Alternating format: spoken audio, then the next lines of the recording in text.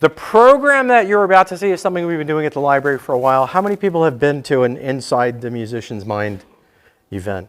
A couple. Okay, a couple of repeat offenders and a lot of newcomers.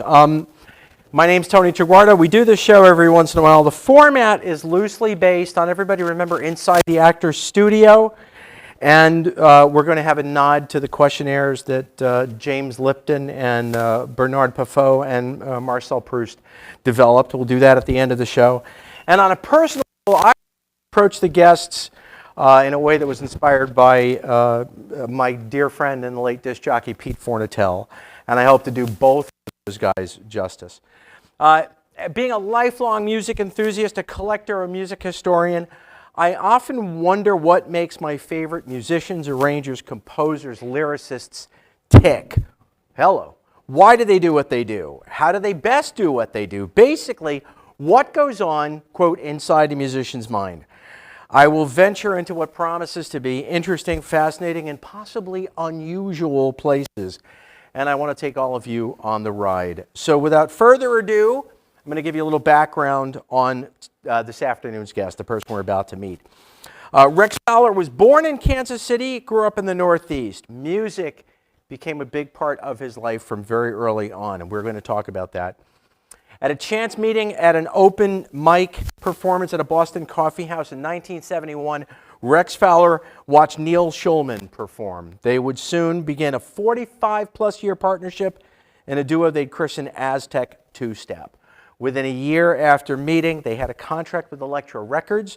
They released a debut album which helped to bring the folk rock movement of the 60s into the 70s with a renewed fervor that many other acts of the era would benefit greatly from. 3 fine albums with RCA Records would follow. The band received the New York Music Award for Best Folk Album 1986. They performed on TV and radio programs like Late Night with David Letterman, King Biscuit Flower Hour, and World Cafe Live. A documentary about the band, No Hit Wonder, aired on PBS in 1999. Since Neal's retirement in 2018, the band has toured as Aztec Two-Step 2.0, a term coined by former bandmate Schulman to describe the new sound. Recently, Rex has ventured into a new medium with the recent release of his memoir, which we will talk about. It's called See, It Was Like This, and it's a very, very fine book. In the interest of full transparency, I have to confess to having been the editor of the book, but still, it's a very fine book. In any event, I am delighted to welcome to the stage a highly accomplished songwriter, musician, and band leader, and someone I'm proud to call a good friend. Please welcome Mr. Rex Fowler. Thank you, Tony. Thank you. How are you? Thank you. What a lovely and everyone watching at home. So thank you for being all tuned in. So I talked about the memoir right away. Do you want to begin with doing a little bit of a reading, a piece from the from the book? And by the way, your wife, Winnie Boyd. Oh yeah. Cover as well. Yeah. Beautiful, beautiful Thank you. cover. Actually, look pretty good there. Yes. So, this chapter, it's not a chapter, it's just a little paragraph here that starts off the book. It's called The End of My Innocence. And I know some of you people out there, with a dirty mind are thinking something else, but no. My world changed forever on November 22nd, 1963. It was during my 5th period civics class when it was announced over the school intercom that President Kennedy had been shot. All remaining classes and after-school activities were immediately canceled as I ran home in tears. My mother, a great source of comfort to me throughout this ordeal, drove my sisters and me across town to St. Joseph's Catholic Church, where we sat amongst the multitude of townspeople in stunned disbelief. For the first time in my life, I was acutely aware of the concept of soul. Suddenly, at the core of my being, there was an enormous void. It was the end of my innocence, and nothing would ever be the same. And you also... Just to clarify, we didn't grow up Catholic. It was so that my mother thought that would be the place to go, because obviously John Kennedy was a groundbreaking Catholic president. First Catholic president. So that was the place to go. Yeah, that makes total sense. Yeah. And you have another short passage that kind of points to where you grew up. Yes, well, I did, yes, indeed. This is called My Courageous Back Pages. And the reason why the courageous is in there, I use a lot of Dylan references in naming the chapters. And the courageous was Captain Courageous, you know, the great Spencer Tracy movie, where he's, you know, perished at sea. But so I just put that in there, so something that I knew I was referencing, but nobody else would, unless I just told you. All right, so anyway, My Courageous Back Pages. While growing up in small-town America during the Norman Rockwell Saturday Evening Post era, I cycled through the heavenly haze of those halcyon days. Woohoo! That's pretty. Yes. Without ever feeling compelled to run away from home. I also, thankfully, never had to be escorted to and from school by federal marshals because of the color of my skin. However, over one devastating winter weekend in 1965, during my junior year in high school, my father failed to come home. No phone call to mom, nothing. And you talk quite a bit in the book about your family. And just to connect, as you guys were driving in, you mentioned that you were passing through Manhasset, and that there is a connection with the local thing too. Yeah. And this is from With Best Wishes. And it opens with, I never met my dad's father, Harry. He died before I was born. My grandfather on my mother's side, my namesake, Rex March Kate, was a teacher, a coach, and eventually the principal at Manhasset High School on Long Island. Pop meant the world to me, and to my dad too, who had basically grown up fatherless.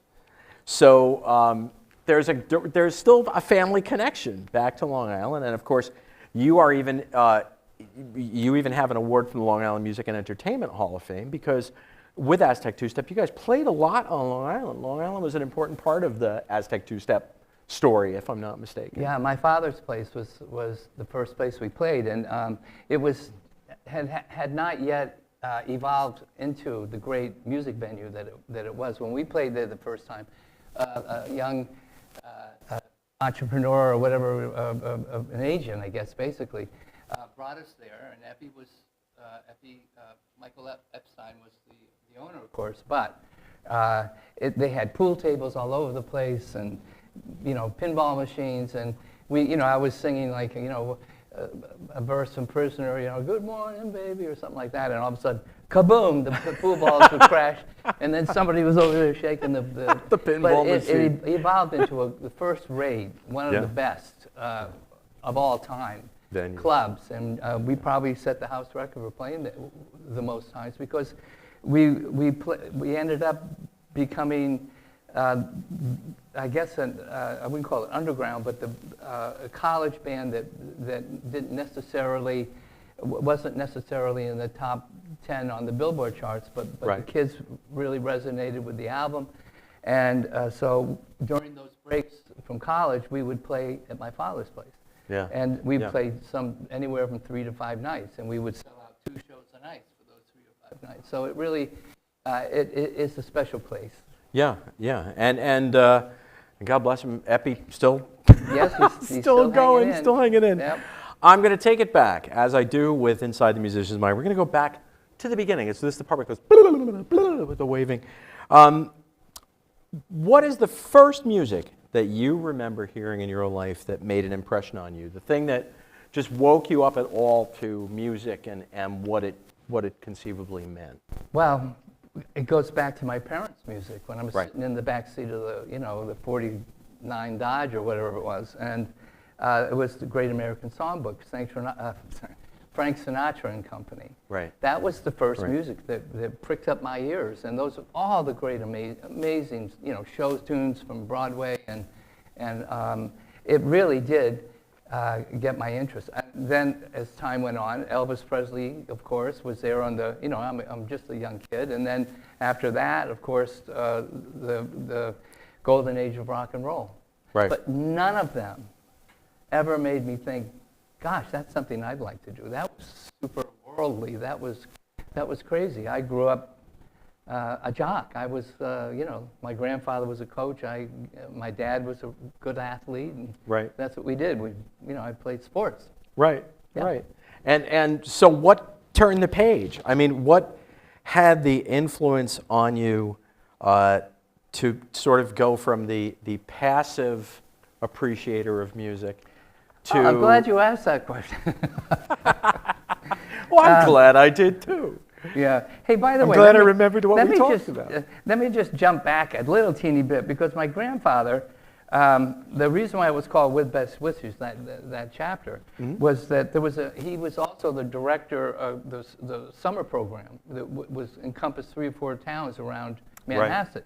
Right. And he was out there one day, and he saw all the kids were playing sports and stuff, and he saw this young black kid, probably 8 or 9 years old, playing, and he was so taken back by his physicality and his athleticism that he introduced himself to the kid and asked if he could come home with him. I asked him where he lived. I don't remember the name of the town, but anyway, he goes home, knocks on the door, and introduced himself as the coach and teacher over at Manhasset High School, and that when his son became of age, he would very much like to, coach. So he said, "Would you mind, madam, moving over to the township so that I'll mentor him," and because Jimmy grew up without a father as well.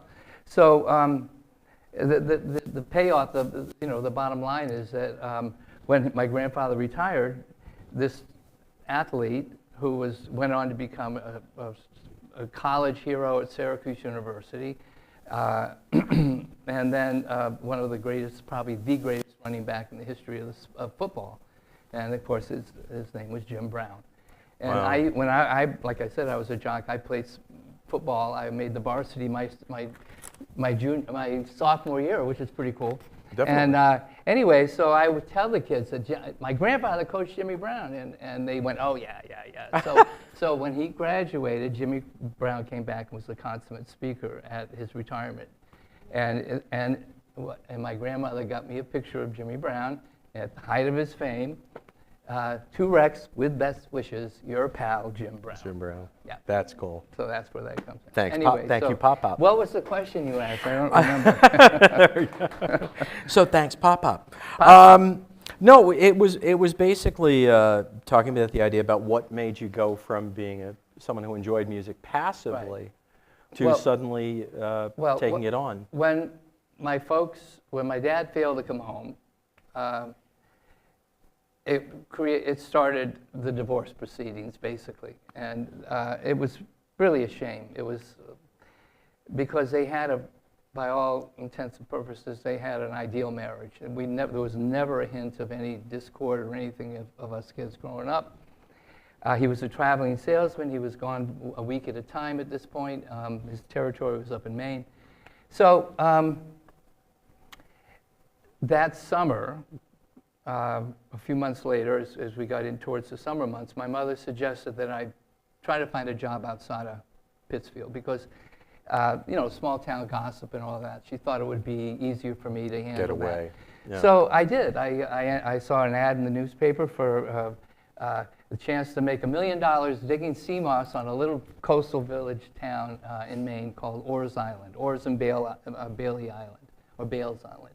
And I went from not making $1 million, maybe not making more than $5, but the next month I went over and worked as a cabin boy at a lodge, a tourist lodge in Booth Bay Harbor, Maine. And some older guy, a college kid, had a stack of Bob Dylan albums. And it was just before, like a Rolling Stone, Dylan's #2 all-time hit. Right. And I say that because, like Elvis, like the Beatles, like the Led Zeppelin, who I adored, all of that music, if I had heard like a Rolling Stone first, I probably would have thought, what a great song, but it wouldn't have, hit me. Wasn't attainable, too. Yeah. Wasn't so attainable. So what he did was he played first. I think the first album was The Times They Are Changing, Sure. and on that album was a song called Hollis Brown, and it just blew my socks off. I mean, It was like being hit by a bolt of lightning. And at that point, it's like somebody had the lever, the little train went over on this track, and I knew instantly what I wanted to do for the rest of my life. Do you want to maybe give us a little bit of thank you. I'll just play with, I won't play, it's got 11 verses. I won't. But thank God for the E minor chord. You know, it's only two little notes here. I mean, two little strings. And I sat in my room for hours and hours until my finger bled, banging away on Hollis Brown. And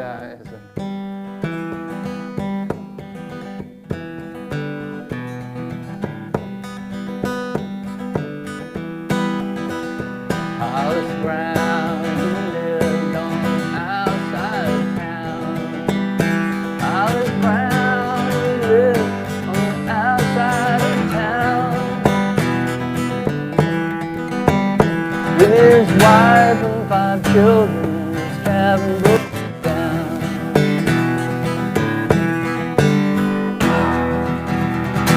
There's that E minor chord. And so, if you're not familiar with the song, it goes on for at least 10 more verses. Yep. In fact, I actually wrote this down. I gotta read this. So, for you listeners who aren't familiar with the song, it builds dramatically over 9 more verses with excruciating detail of a desperate South Dakota farmer who is driven to do the unthinkable. And as only Dylan can, he delivers it in blunt, poetic terms without a trace of sentimentality, much like he did in A Murder Most Foul 60 years later.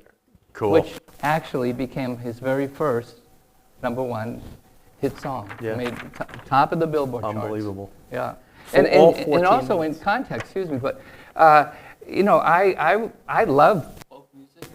I know the Kingston Trio, the MTA, Charlie, you know, good old Charlie, and there was this one song called "Hang Down Your Head, Tom Dooley," which was done, you know, in very nice 3-part harmony about a guy who stabs his girlfriend and is going to be hung from a tree.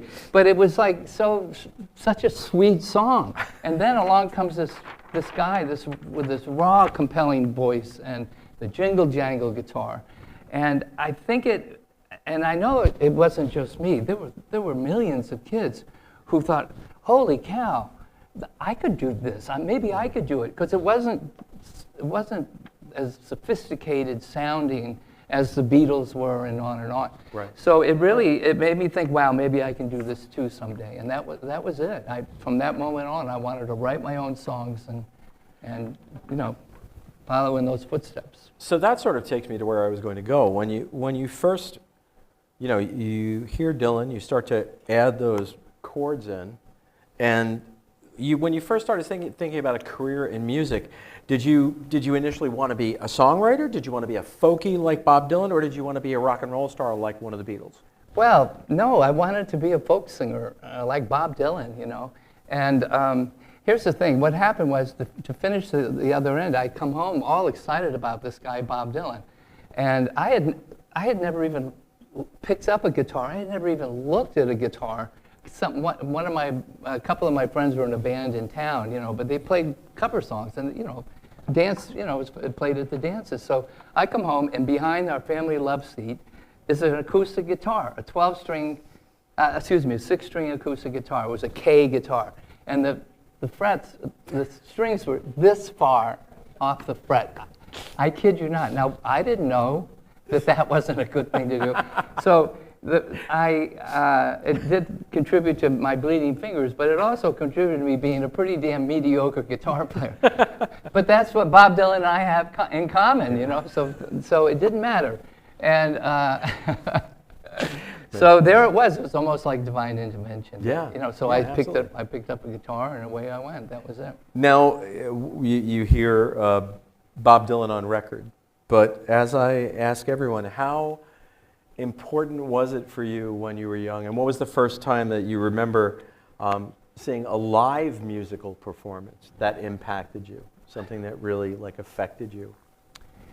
Well, Tom Rush was one of the earliest performers I saw once I became into acoustic-oriented music. Right. And but you know, I remember going to Bangor, Maine, and there was a performer, I can't even remember his name now, but he had Beatle boots on, and we were all. I think he opened up the Beach Boys. Okay. Believe it or not. And I don't even remember the Beach Boys, but I remember the guy's Beatle boots because we were right there in front of the stage. So I don't know. I'm not your typical whatever, fan. What was the singular most important thing was the fact that this guy made me want to write songs. And I mentioned the E minor song. I'm an E minor chord. That's my go-to chord. I mean, I have. Let's see, what is? Going on Saturday, why don't we get away, darling? It's going on Saturday, why don't we get away now? Oh, love me, take me on your train, love me. It's going Saturday, why don't we get away now? The song that the E minor chord that I'm most proud of is a relatively new song that I co-wrote with my wife Dodie Pettit, who will be joining us at some point. And it's a cheery little dystopian environmental song called Apocalypse Now, or at that time it was called Christmas Apocalypse. Right. But we have two titles, the same song, but it goes like this. Got a closet full of ghosts, and the skeletons are waking.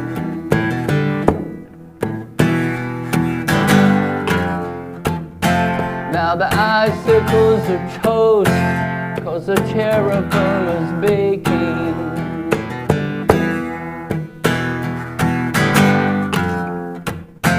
Now our dulcet mother host is fracturing and quaking.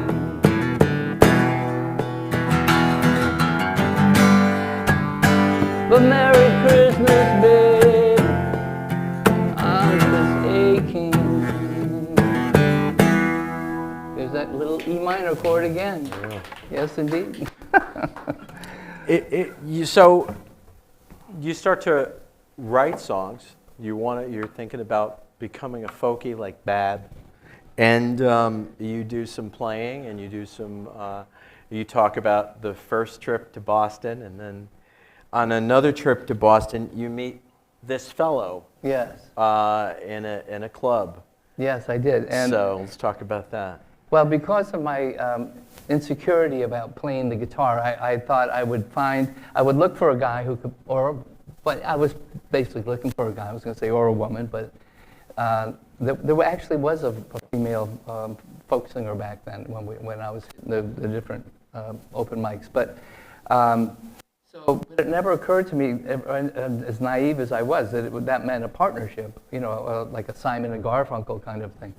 But I heard this kid warming up before the whole thing started, and as it turned out, we were the last two guys to go on stage. He preceded me, and I heard him play these three songs, and I thought, wow, this guy not only can he play, but he can write songs. And one of the songs was called Yankee Lady, and that's when I went, wow, he could really write. It turns out that Jesse Winchester could also really write. He's the one that that Neal informed me a week later. But we got together. I mentioned I had some gigs lined up, and would he like to get together and rehearse and see if we connect? And he said, sure, he would. And the song that impressed him the most, I guess, of my three-song set was a song called Highway Song. So we got together, rehearsed, and the rest is history, as they say. Ancient at this point. The rest is, yeah, give it applause. The rest is definitely history, and I'm actually in the middle of reading a book about Steely Dan right now, and Walter Becker and Donald Fagen had their very unique way of doing things. When you guys were at your best, how did you and Neal make Aztec Two-Step rise to its highest level creatively? Was there any formula? Was there anything that you guys did? How you worked it? What made it tick? What made the duo tick? Well, the duo definitely made an impression, and that was how folks first, the college kids first heard us perform. Right. Our records were always fully produced, bass drums and everything, including the kitchen sink, But in order to, when you're out of the gate, we performed as a duo. That's how Jack Holzman saw us. That's the guy that discovered us busking in Central Park, heard us. We went in and did a 3-song demo, and eventually we got signed by Jack. So it was easy for us to go out. Neal was truly a dynamic guitar player and equally good singer. And he also evolved into really a great songwriter. By the time we were done 46 years later, we were splitting albums with the songwriting, and he really did write some amazing songs. He kind of was like our George Harrison, at first, and then, as I mentioned, he evolved. So, but we could go out there and literally slay dragons. I mean, we opened for everybody, and oftentimes just the two of us, or with a bass player. Yeah. But for me, the turning point was playing with a 4-piece backup band. That's when we could really go out there and compete with these bands that were all, top 10 or top 100 selling artists. And that was, to me, that was pivotal. I remember playing, we opened for Heart in Central Park, and there are the Wilson sisters, 10 feet away, over there dancing together on, one of our songs, and that's pretty cool, Definitely. You could go out there, and I like to go out there and try to blow the audience away. I wanted to make it really difficult for the guys that followed. And just last month, we reunited with Peter Frampton, and Peter was on his Frampton Comes Alive tour, and that went on to become the biggest selling live album of all time. It sold over 10 million copies right out of the gate. But when we opened for him at a East Providence, Rhode Island college, by the time he got into about halfway through his set, almost everyone but maybe a few hundred kids, they'd left. They had come to see us. And so, I was sitting there going, ha, ha, ha, Peter Frampton. And then, of course, 2 months later, it's like, Frampton comes alive, So we got to play with him, and he was very gracious, a really sweetheart. Yeah. And I told him, I didn't tell him about the audience leaving, but I said, we played with you back when you were recording that album. Yeah. And if you look on that album, you will not see anything. They recorded it in at least a half dozen, maybe more cities, and you will not see one song from that East Providence college. So anyway, but he's a sweetheart, and he lit up the room when we saw him. He's just really a lovely man. Yeah, he really is. He's a very, very good guy. And there are all of these stories, all the anecdotes about all the different, so many of the different acts that you work with are in the book. So I'm going to hawk the book again. There's some really great stories in there.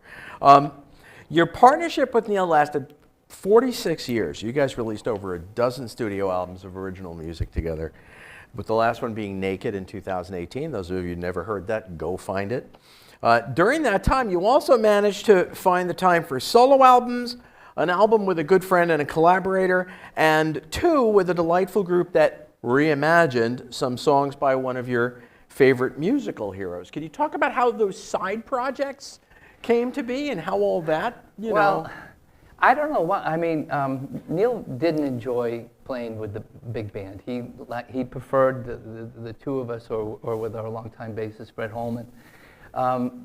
And I wanted to do something on my own, and Neal was always very supportive, very gracious. He never said, you can't do that, John Lennon became the most singular, most important songwriter to me. It was Bob Dylan that made me pick up a guitar. Donovan followed shortly after that as being a major influence. My song, You Do the Bacon, which is another whole story in this book. It was a song that I had, it was inspired from a flower to a garden.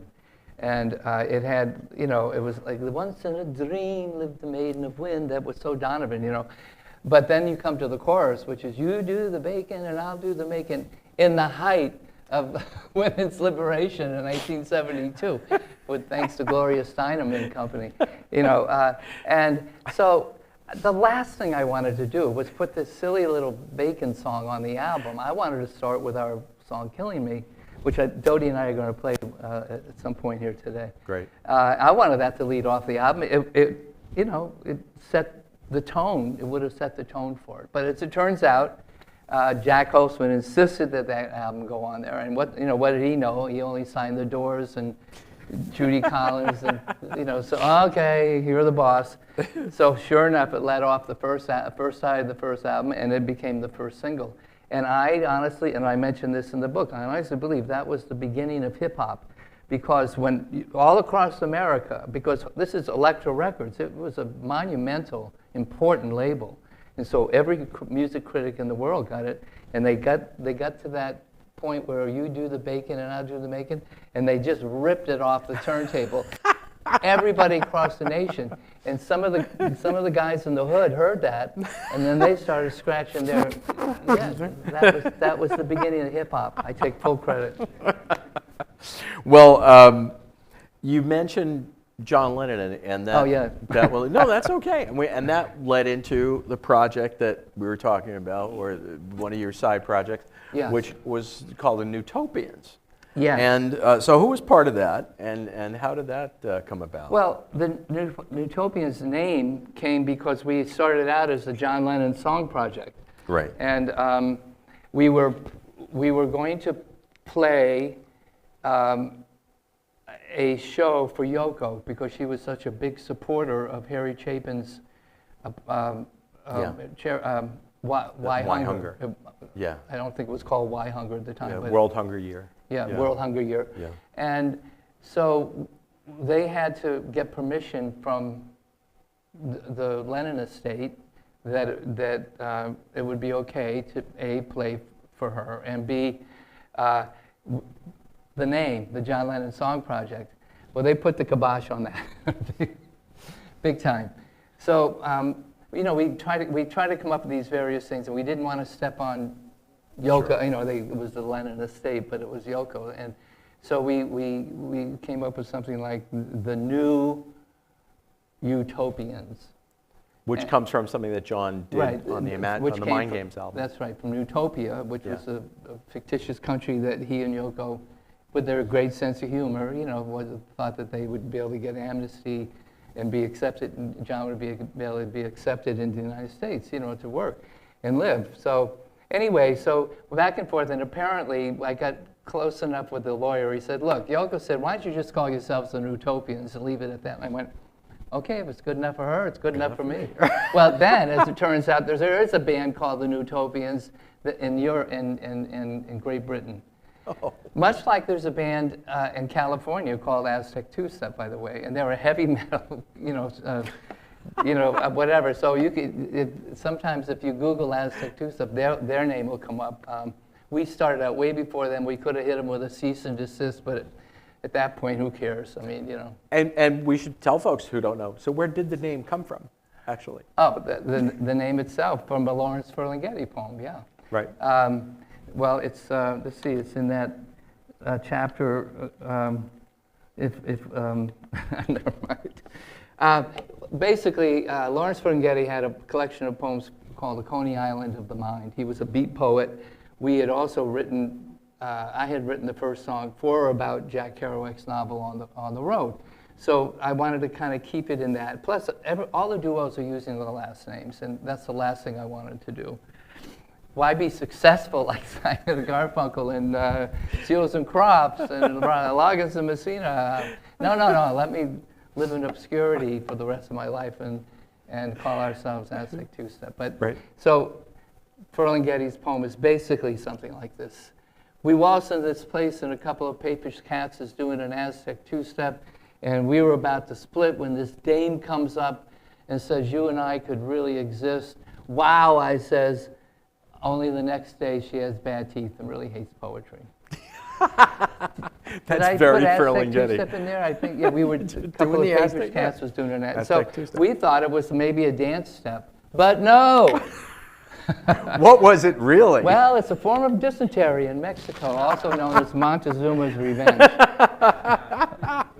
I mean, you mentioned Steely Dan. I mean, those guys had the cool. They also named themselves after a very renowned beat writer, a guy who wrote Naked Lunch. Naked Lunch, William Burroughs. And you know, but he named they named their band after something else altogether. Well, I see you have a guitar in hand, and I'm thinking that we're going back to our John Lennon reference. So I'm going to take the liberty of reading a little piece from the book called, this from a chapter called Yoko Ono's Husband.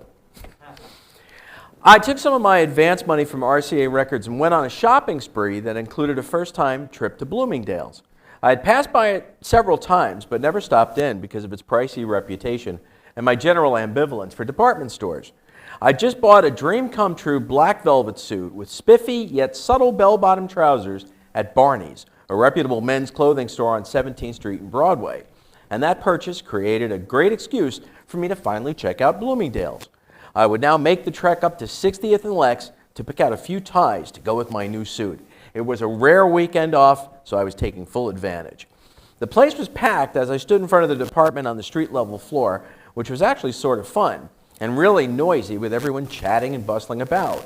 A cute elderly couple was assisting me from inside their booth when it suddenly got strangely quiet as people quickly began moving out of the way. Then, like Moses after he'd parted the Red Sea, out walks John Lennon, dressed to the nines in a snazzy three-piece tweed suit, of all things. With hands in pockets, ho-hum, he nonchalantly strolled by with a male companion, who I presume was his friend Elliot Mintz. As they passed by, then disappeared around the corner, the place was all abuzz once again as people began filling in. Oh my God, did you see that? Did you see him?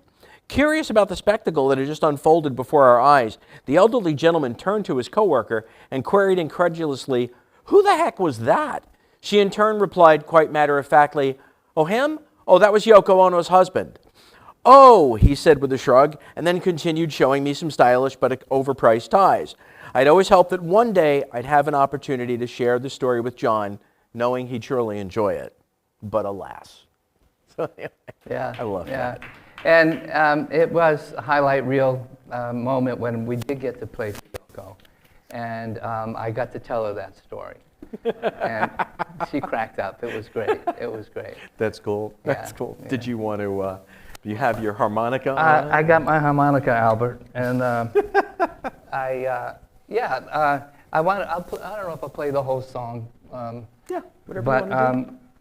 it's the song I wrote for Lennon right after he was tragically taken from us. And we had, he was murdered on a Monday. I was watching sports, the Monday Night Football, and Howard Cosell comes on and said that he'd been shot. He didn't say he was deceased. You know, so we had the following weekend off. So I went in, like everybody else, went into a deep depression, and for 10 days, couldn't even look at a guitar, let alone, you know. But I was starting to lose my calluses, so I just picked up the guitar, and this song literally poured out. I mean, you hear that all the time from songwriters. But, so let me just... Just going to double check on a tech level. Brian, are we okay with Rex's mic? Thumbs up? Okay.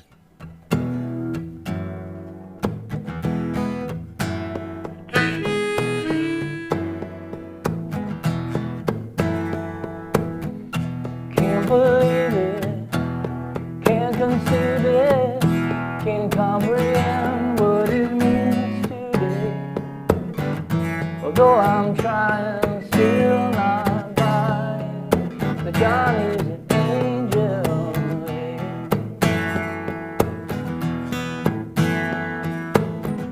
It's too ironic, this bit of tonic, to feel what I do end this way. The whole world's crying, there's no denying that Johnny's an angel. Since he took that left agreement, you remember when things are never really ever quite the same again, but we'll remember his love and splendor and those wonderful things that he had to say. But we regret it, we won't forget that Johnny's an angel.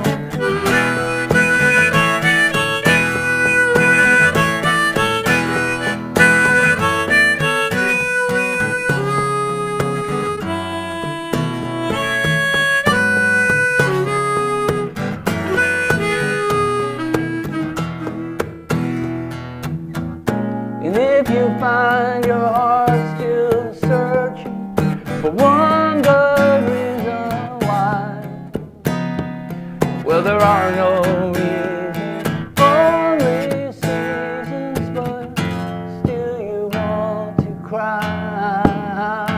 I can't express it, nevertheless it really helps when we pray that day.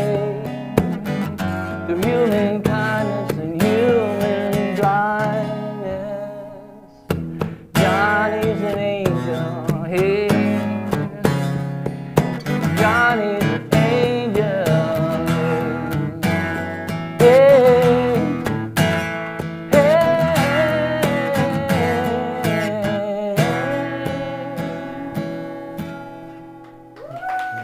The Beatle chord. Very nice. Thank you. Very thank nice. You. Yeah, so when I called Neal up, I had written it a day before we were going to get out on the road, and he said, "Rex, are you sure? Are you sure you want to do this?" Yeah. Because, Yeah. And he was right to say that, Absolutely. because it's an impossible thing to do, to try to manufacture a song about a tragedy. Or I mean, I've written a lot of topical songs, but only one was where I said, okay, I get out all the newspaper paper clippings and you know, and try to find certain things and incorporate them into a song. And that was a song I wrote for called Olga, Olga, the 1972 Olympic disaster. This was spontaneous. It was from the heart. And when I went over to Neal's and played it for him, he got it. You know, it was, and we did perform it. Wow. Neal was such a fast study. Yeah. So we performed it that weekend, and it was obvious it was a good song. Yeah. Yeah. Yeah. And it still resonates. We still miss him, however many years later. So, you had mentioned a couple of people earlier. You said those two magic names when you were talking about the duos with the last names. And another project that you've been involved in is something called the Aztec Two-Step Presents the Simon and Garfunkel Songbook. And how did that show and situation come about? And anyone here will have the opportunity, if they want to see that show, I'll get the plug in. Tickets have just gone on sale for the Landmark across the street on May 31st. Oh, great. With the, round of applause for the Landmark. We love them. So for those of you watching at home, Port Washington, New York. But talk a little, how did that all happen, that project? Well, Mr. Fornatal, the great late, brilliant DJ and amazing man, had written a book called the 40th anniversary of Bookends. Right. And he had heard that Neal and I had were playing some Simon & Garfunkel songs. That's another side story. But we had started to play, rehearse and stuff. And he asked if we'd come over and sit in with him and play a few of their songs when he read excerpts from the book. And this was a place in Jersey, and a nice venue, a couple hundred people there. And it was such an obvious successful show that we decided to, focus on it and do it. And we probably did 25, 30 shows at least. And I'll never forget it, was one of the first shows we did was here. Yeah. And what I got to see firsthand, and I'm so glad that Pete did as well, because, he's behind his microphone. And he doesn't perform in front of an audience when he does his magic. So the line was around the block. waiting to talk to Pete Fornatale, and he got to hear people gush and fawn and tell him how important he was for them. You know, my partner's late wife, Karen, I have a quote of her in the book, is saying that, you know, when Neal was on the road, that she stayed at home and had a date with Pete Fornatale every Saturday afternoon when he played his mixed bag show. Right. So, and you know, I got to know Pete. I mean, he always was supportive. He was the first guy that played our Elektra album. He stuck with us through thick and thin all those years. And it really, it was just so tragic to lose him. But it seems to be happening more and more, isn't it, as we as we get a little longer in the tooth, as they say. So that grew from that, what you were doing with Pete. Yeah, and then we went in the studio, and Pete narrated the show, and which you have so ably and brilliantly continue on with. And, Thank you. yeah, really, it's so much fun. I hope you get to see the show. I mean, and it's a wild, extravagant show. It's multimedia and some really fun clips and whatnot. And Tony is just so great at doing it. He's a real entertainer. And it's so much fun watching you guys play the music, and that brings around, I say, watching you guys play the music. Aztec Two-Step, of course, as the band, you guys gained a very loyal following, based in part upon all those years that you spent on the road. You talked about My Father's Place and the colleges and the theaters. So when Neal decided to retire, an incredible and some might say unexpected shift happened. Thankfully, with Neal's blessing, you guys continued, and someone very special helped you to kind of steer things into a new direction.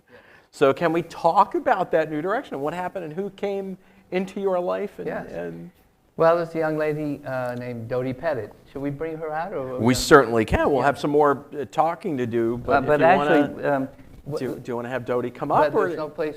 Well, do we want to wait? We'll bring Dodie up. Yeah, we'll bring her up. Okay. Hey, get ready, Dodie. So you have a follow spot, right, when she comes out? Yeah, she's going to be. She'll be in. But I met Dodie in 1979. She was married to our producer for an album called Times of Our Lives.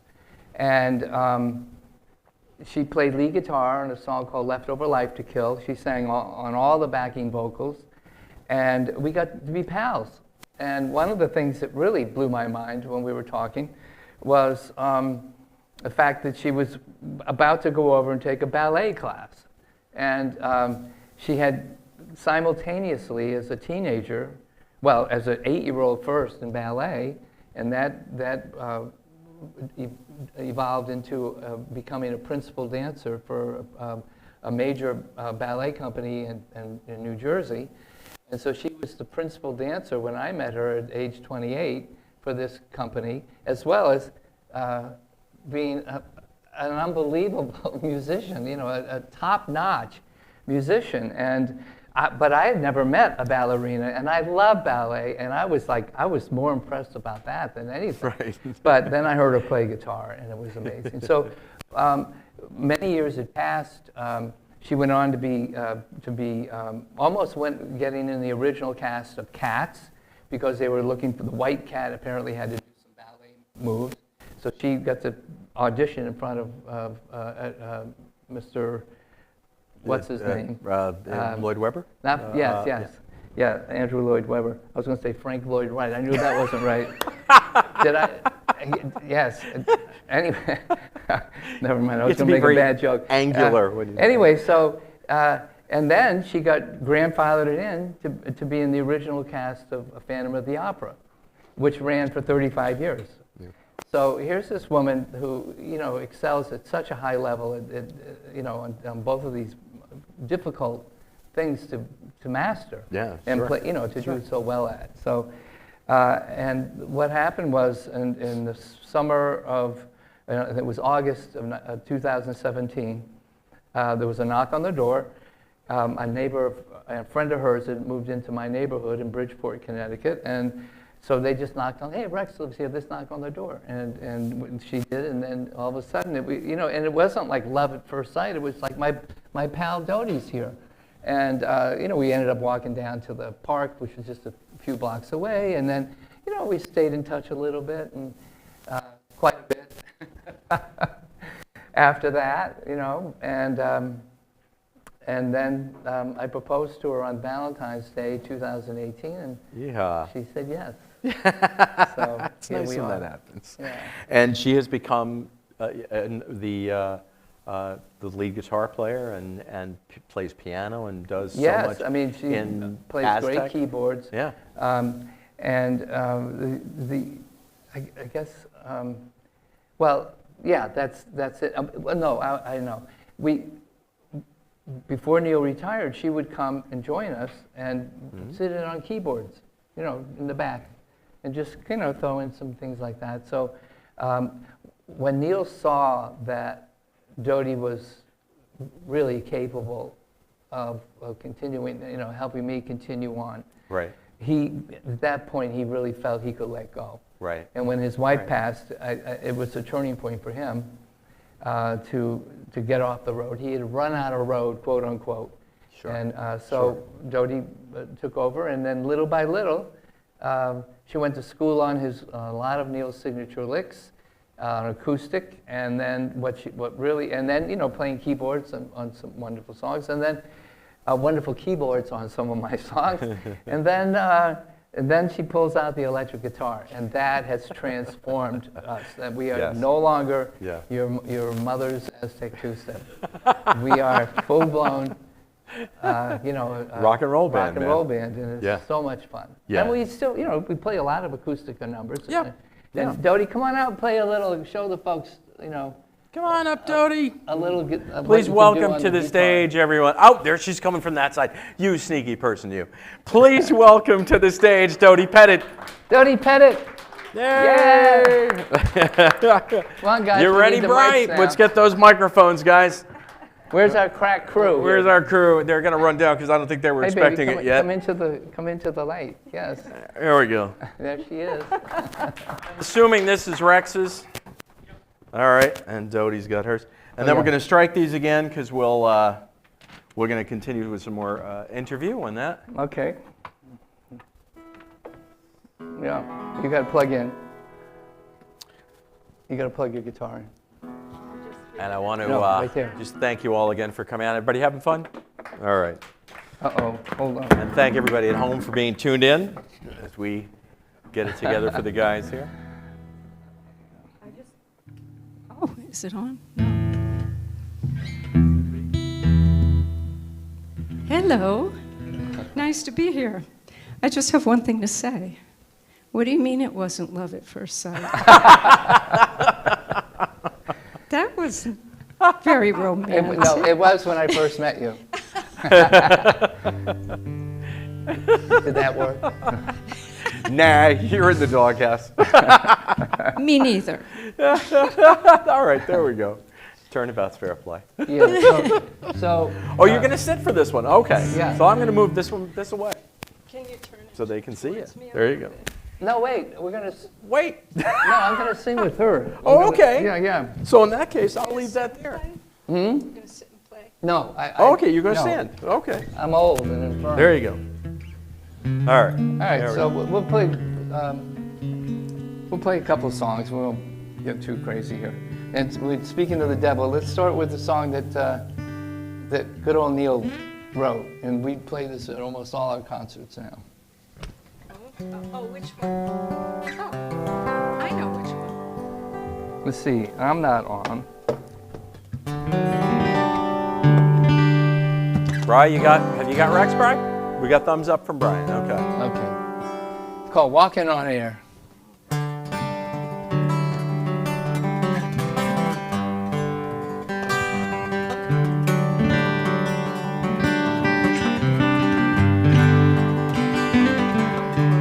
My friends say that you're no good for me.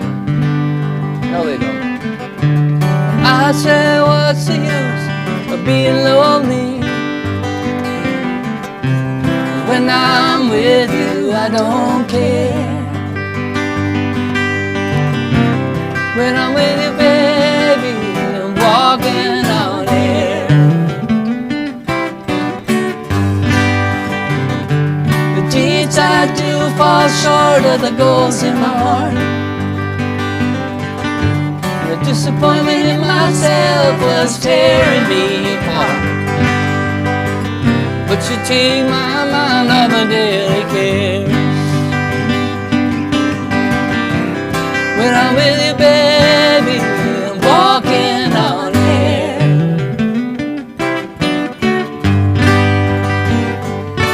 You know the answers to my questions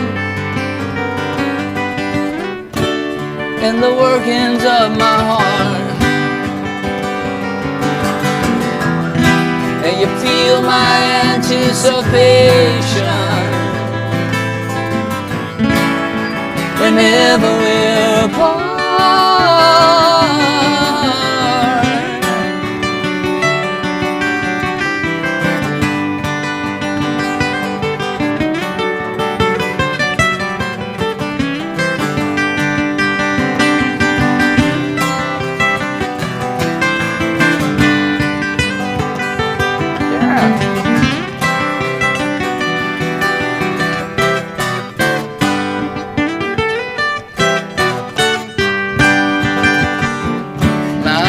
Say that you're no good for me. I say, what's the use of being lonely? When I'm with you, I don't care. When I'm with you, baby, I'm walking on air.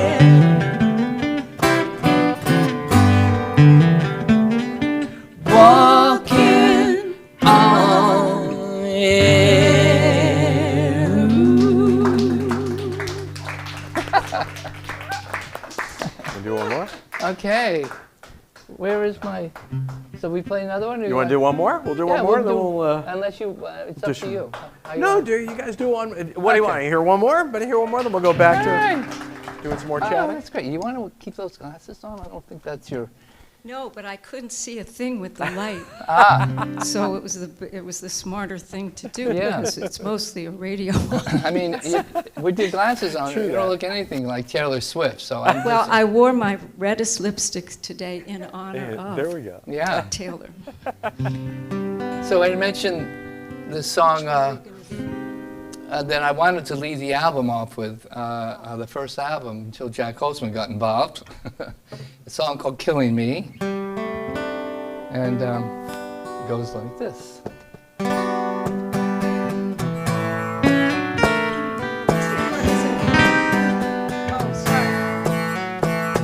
Go, 2, 3. I was on the wrong fret. 2, That's 3, why. 4.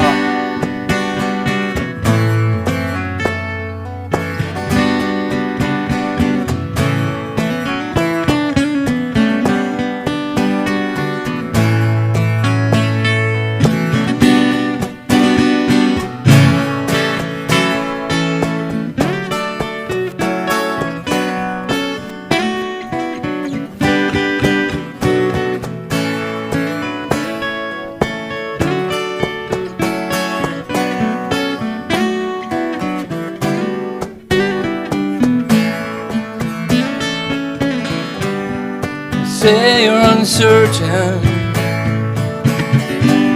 you're not sure where it went. As I walk through the smoke and the broken cement, and my mind is a circus, my thoughts are surreal. No words for expressing the way that I feel. Baby, baby, can't you see what it is it's going to be? Baby, baby, can't you see what's killing me, killing me? And you say new day, and this is only a phase. But the sun's going down and I'm lost in the haze. Baby, baby, can't you see what it is that's come to be? Baby, baby, can't you see what's killing me? I live on the west side. I was raised in the east. It was easy to move, hard to find peace. You started out laughing. After a while, your laughter soon ceased. Your lips lost their smile. Now you say that you know me. I'm sure that you do. Except for the part which was hidden from view.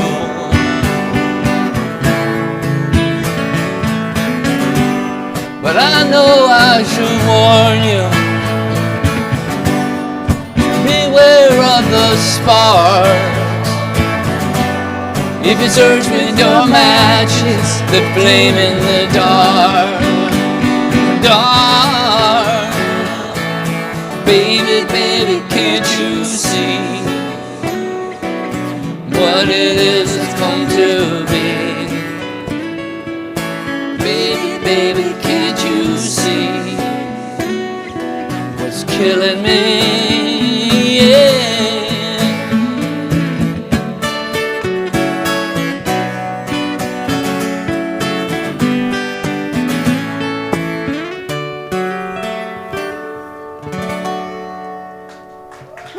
Yeah, baby. Dodie Pettit, ladies and gentlemen. So I'm going to move that stand Finally away got a my bit. capo on the right fret. So, Dodie, you want to hang out for a bit, or do you want to say either way? Do we want to come back for some more music in a little bit when we finish up? You want to do that? It's up to, All right, up to you guys. we'll wrap up our interview stuff. Here, come sit in my lap. There we go. We've been going back and forth. It's referencing this memoir for the last, since we started the program. How did Rex Fowler of Aztec Two-Step become Rex Fowler, auteur? Oh, How did we do that? Come over here, Do you want to sit? Author. Sit on the little.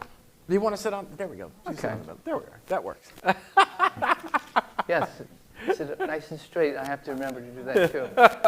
I see that on all the newscasts. They're always like this. So, well, I tell you what happened. Neal and I always have our little introductions to their songs. sure. Almost to a fault.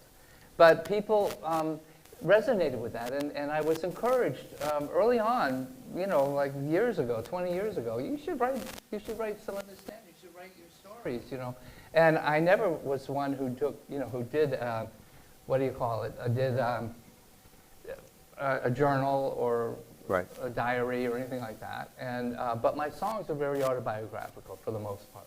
So I was able to remember stories and this, that, and the other. And I started with the easy stuff, the anecdotal stuff. And also another thing that I wanted to do that I was disappointed in Dylan's first novel because he didn't go into the stories behind the songs. He didn't mention anything and about them for the most part. I mean, I could be wrong on that, but He did a few, but nothing. But I wanted, I would have liked the little backstory. So that's one of the things I did. When I moved to New York, I used the lyric for a Lullaby in New York. I would do a paragraph, and I'd write a little bit, and did that with my first true love, high school girlfriend, a conversation in a car, and a few other, chapters like that. And then, just stories, playing with Jim Croce and his sidekick Maury, Maury, and just weeks before they perished in a plane crash. And, stories, Lowell George, who introduced me to this wonderful substance that you can also drink out of a bottle. I think they call that Coke, Coca-Cola. But anyway, I have all kinds of stuff. Johnny Cash knocking on the dressing room door at the bottom line, going, "Howdy, I'm Johnny Cash." It's like, it's my wife, June Carter. As if he needed an introduction. I know, it was great. And of course, like all of us, I mean, I think it's in our show, in the Simon and Garfunkel show, where you talked about Lennon and McCartney being, complete blubbering idiots. When they met when they met Don and Phil. Don and Phil Everly. Yeah. And so I immediately went into. I saw you, and I had seen Johnny and June and the whole gang at the Bangor Auditorium up in Bangor, Maine, just a few miles above where I was raised. And so I got to tell them, I saw him there. And the craziest thing was that in the middle of the show, it was sponsored by the Bangor JCs, Junior Chamber of Commerce, and in the middle of the show they stop it, much like we did here with the microphones, but they got this guy dragging a 100-pound bag of potatoes across the stage, and it was so perfect. That's surreal. And so Johnny goes, "Well, I don't know what it is, but I hope it's something to eat because I sure am hungry." So that was classic, So I got to share all that stuff with him, and it was great. Anyway, so that's what I did. I just started writing stuff down. Yeah. Yeah, and the hard part was when I brought you in and actually had to pay attention to, whatever you call those things that, the right sequencing and tenses, all that stuff. And Dodie helped me with that as well before you got to see it even. So anyway. Well, the book is available, by the way, just letting folks know the book is going to be available. Rex will be able to sign copies of the book. And I'm going to toss out these are like general music questions. I mean, you might find out some things that you might not know about. So this is just we throw this out to all the guests on Inside the Musician's Mind. So here we go. I'm going to start with this one. Can you name 3 or 4 of your favorite musicians or songwriters, living or dead? And they can be either people that you've worked with or people you've never met. 3 or 4 of your favorite musicians or songwriters. Well, favorite musicians, Jimi Hendrix. Okay. Right? Okay. I mean, oh my God, Star Spangled Banner, right? Okay. It would stop. I mentioned the songwriters. It was Bob Dylan. And we're just all since then have been little branches off of that tree. Then I mentioned Donovan. He was really important to me. Then I mentioned eventually John Lennon. I loved him as part of the Beatles, but he was my favorite Beatle. Okay. And okay. But and then you start thinking about these songs in my life. He wrote I know a journalist challenged him to start writing some other things rather than just I'm in love with a girl on MTV or whatever it was that they wrote about. But anyway, so he sits down and writes in my life. I mean, hello, that's just and then he became when he went on his own and with the help of Yoko, gave him the strength to do that. He not only wrote the most amazing songs, but and some really awful ones too. It was great, some of those silly ones. But he became an activist, with the bed-ins and this, that, and the other, and a spokesman, against the Vietnam War and other injustices. And since 1980, since that tragic day in October, every lousy president, every lousy Iraqi war, every lousy thing that happens, and I know I'm not the only one. It's like, God, if John were only here, he would help us get through this. He would make some sense out of it. So to me, he was the singular most important artist because of his activism as well. But his artistry is, to me, the greatest of anyone lived in his generation. Brilliant. Taking away limits of time and space and I think I'll know the answer to this. Who would you like to have watched create music as a fly on the wall? Well, I love Bernie Taupin, and that would be if I had if I could sit down and have a cup of tea with somebody. It wouldn't be Elton. I love Elton. Come on, but Bernie Taupin to me is like the topper notch. He's at the topper whatever. I mean that song that he wrote for the Indian Geronimo. Yeah. Oh my God! I mean Yeah. that it just. If nothing else, go Google the song and sit down and listen to this masterpiece. Anyway, it's on and on. And ironically, when I first went to Boston, just before I met Neal, there was a friend of mine that was also a fellow folk musician, Jeff Pennick, the late Jeff Pennick, unfortunately. Anyway, he and I would sit in the back of these open mics, and we would make fun of all the guys that were auditioning, and we love to pick apart all of the top, 10 or 20 hit parade songs. And the one we picked on the most was A Song for You, because he kept repeating the word quite, quite different, and I mean, quite this and quite that. And we went, oh, that's so lame, you can't do that, you gotta, so my first impression, and of course you don't know Bernie Taupin at that point. Oh, your song, you mean? You said a song for you, your song. Oh, I'm sorry, your song, okay. yeah. I'm thinking Leon Russell. But the line that did blow me away was when we sat on the roof, kicked off the moss. Yeah. That was like, wow, that's a great line. But we just ridiculed the rest of the song because he kept using quite here and quite there, way too quite often.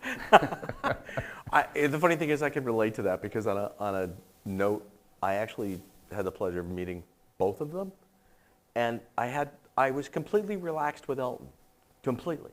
But being a lyric writer, I met Bernie and I went, and like my knees buckled. Yeah. Very, very strange. Yeah. But you should ask Dodie, who because Dodie, after her shows, especially Phantom, they would shut, when there was a celebrity in the house, whether it was Michael Jackson or Arnold Schwarzenegger or whoever, they would close the curtain, and they were told before the show that so-and-so was here, and they were, who was the great movie star with the beautiful blue eyes?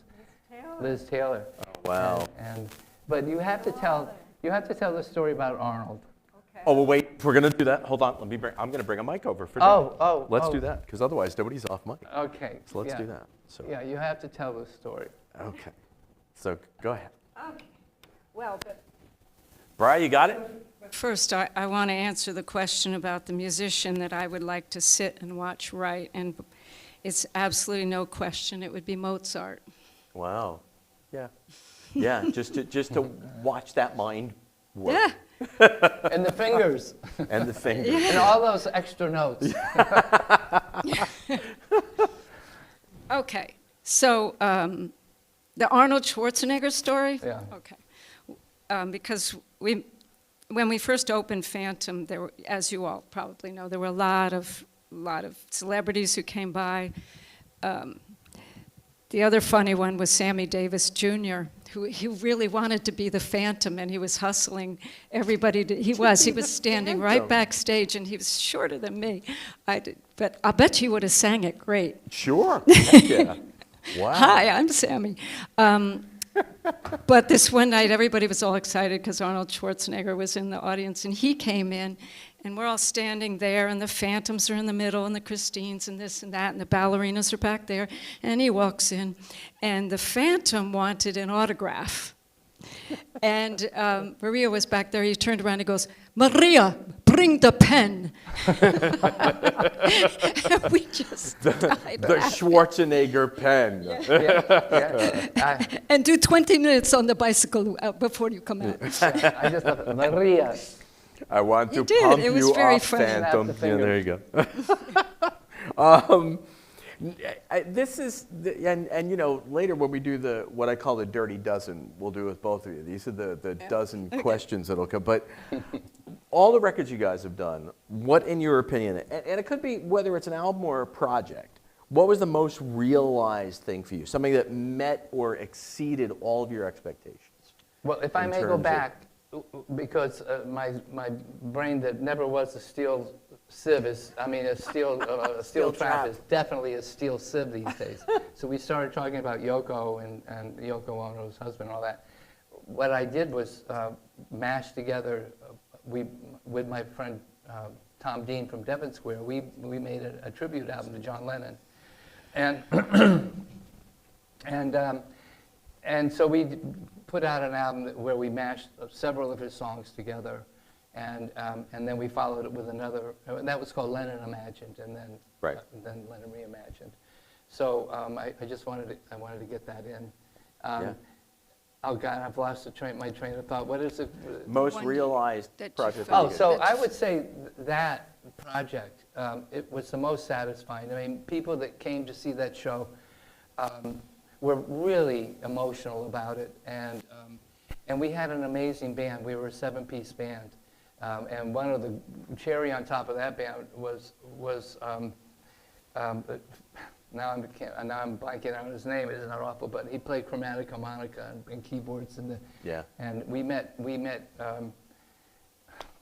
This is embarrassing. Can you help me out? Marshall? No, the harmonica player. He ended up producing Naked for us, and God, It's okay. the forlorn rags of growing old. Anyway, and so that project, and we toured all over the Northeast with that, and it really was a spectacular show. That was a great show. Yeah. And the album is still available. Yeah, Albums folks can get it on our still website. available. There you go. And now, how do you hope someone could complete this phrase 100 years from now? Once upon a time, there was an artist named Rex Fowler, and he... Oh. Jeez. That's a terrible question. Well, it's this is the Oh. this is a Rex. This is a James Lipton question. And he It was, is? Yeah. He was so lucky to have heard a Bob Dylan album, and There you go. which took him down a path that he never dreamed of before. Okay. right. All right. That's a good answer. See, they say that when you love your work and love what you do, it's not really work. Is there any aspect of performing that you still find to be work?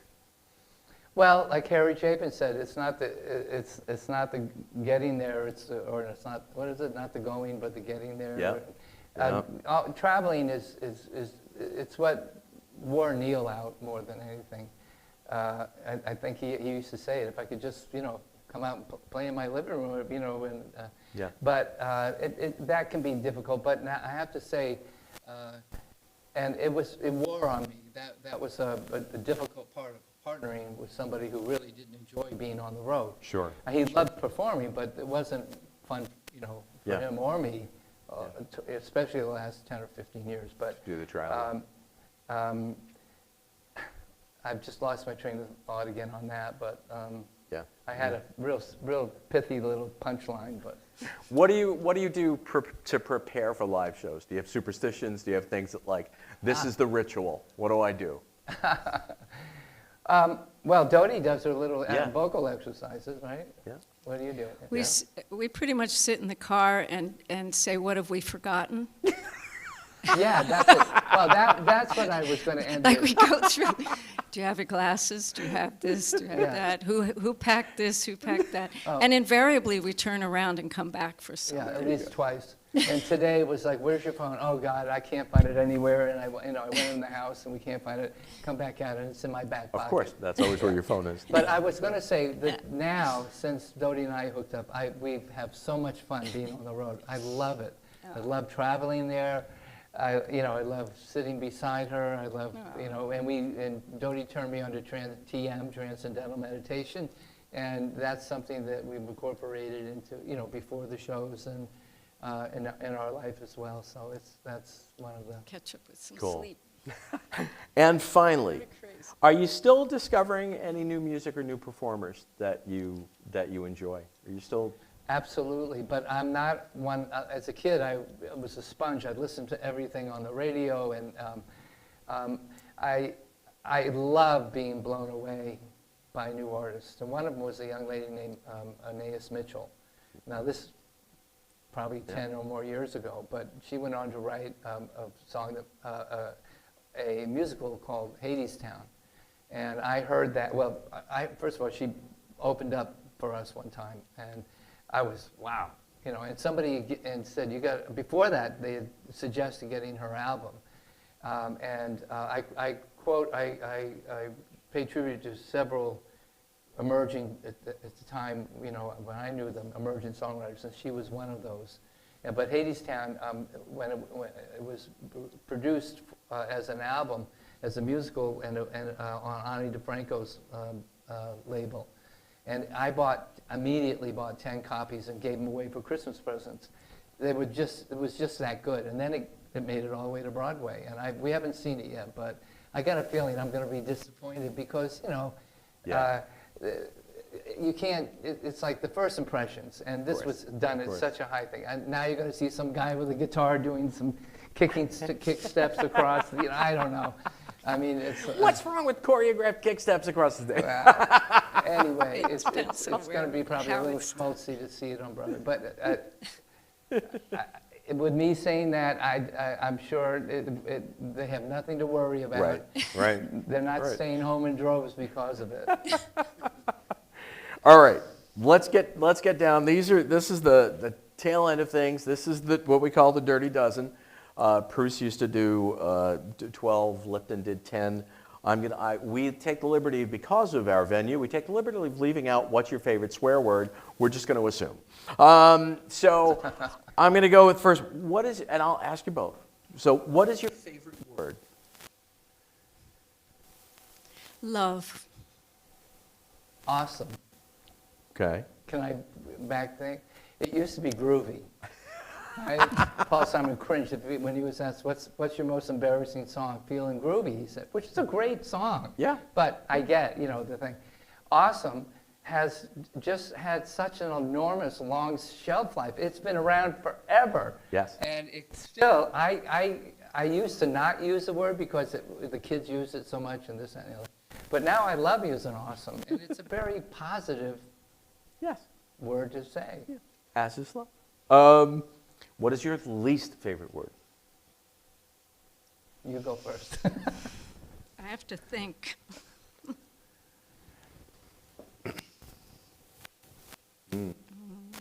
How about Fiddler on the not Fiddler on the Roof? How about Espialidocious? Supercalifragilistic. That's the longest word, but it's actually not because there's another. That's right, technically, yeah. There was also that Gandhi joke about the supercalifragilistic plagued by halitosis, but that's beside the. Sorry. We can go back to that. Let's go on to the next, and I'll. What turns you on? Ballet. Cool. A really good meal. All right. Oh. What turns you off? The sound of a chainsaw in the morning when I'm trying to sleep. How about you? Yeah, I would say when I turn the blender on with my mixed drinks while I have my hearing aids in. And then I have to force down this horrible drink with green this and that, and you know, it's a. Okay, this probably answers question 5. What sound or noise do you love? Sound or noise do you love? A cat purring. Yeah, that's Dodie for sure. I like waking up to, good morning, baby. There you go. Who's your favorite fictional hero?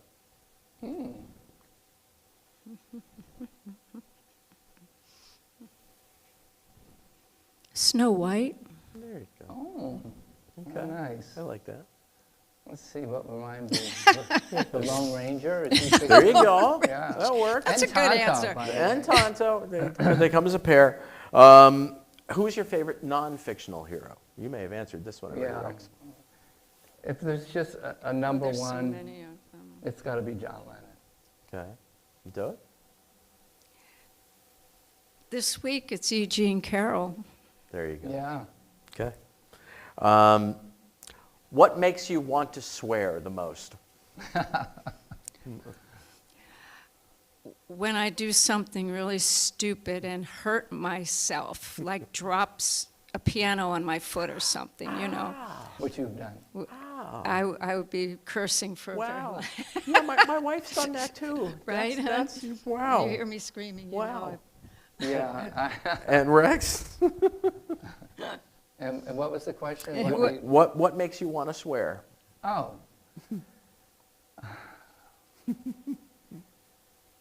A certain ex-president. Truman? Okay. What profession other than yours would you want to have tried to undertake? Well, I had two, and those were the Here we two that I wanted to And that's it. undertake. Perfect. Let me think of a third one. Rex? Anything? Well, Dodie's thinking. What Profession other than yours would you have considered undertaking? teaching. It's the Got it. singular most important profession in the world. And I have Especially done that this as day well. and age. Yeah. Okay. Yours as well. Yes, I Yeah. did that too. I love that too. And you've done a bunch of things, Rex, I know, before going into music. What profession other than your own would you absolutely not want to try to undertake? How about being an undertaker? There you go. Dodie?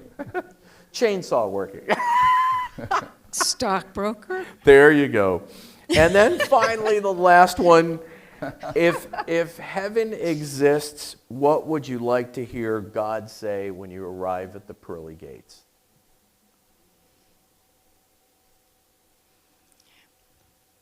All your friends are over here. There you go. Rick? That you don't need a password to get in. And if you do, it's swordfish. It's always swordfish. So I want to, with that, that concludes our grilling of our guests today. Thank you, Tony. So do you guys want to do another song? That Do you guys was want to do some fun. more music? No? Okay. So I want to please thank Rex Fowler, Dodie Pettit for coming out today and being thank with you. us. Well, thank Part you, of guys. Inside the Musician's Mind, everyone at home. I want to thank you all for tuning in. Rex and Dodie will both be here. Rex will be signing copies of his book in the back. Thank you, everyone, for coming out. Hope you had a good time. Thank you. Yay. Thank you to Brian and Kevin and Jake, and we'll see you all soon. Still thinking about the worst word.